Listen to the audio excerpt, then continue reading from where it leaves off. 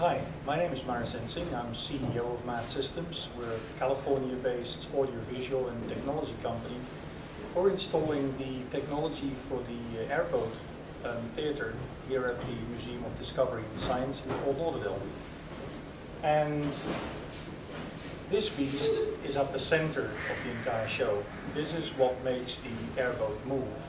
It is an electric motion base that comprises 6 rams that allow for the base to move in a number of different directions. So we can do pitch and roll, heave, but also side to side, back to back, and a sway motion, a rotary motion that is necessary to simulate the kind of motions that an airboat can make. There are 3 bridges that form part of the system. 2 of them allow for the visitors to get on and off the airboat, and the 3rd one is used to carry a special piece of metal that makes it look like you have a complete airboat sitting here when you first walk in.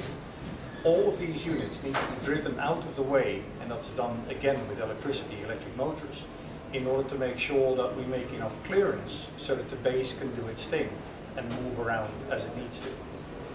We have a total of 3 main computers and about 3 more smaller computers that are specifically there for safety. Of the main computers, one of them performs housekeeping functions. It looks after the projector, it looks after a variety of other equipment, and it causes some special effects to start at just the right time in the show. The second computer runs the video on the huge video screen that's in front of the air ride.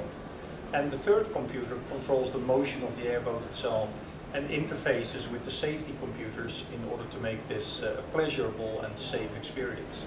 At the beginning of the show, visitors are allowed onto the ride vehicle, onto the airboat, where they sit down and buckle themselves in. The gates are closed, the bridges are driven away, and the system is put into a safe state, at which point the main computer is allowed by the peripheral computers to start moving. So the primary objective of this whole thing really is safety, followed by making the experience as good as we can possibly make it. Let's go and have a look at some of the other devices that we have here as part of the show.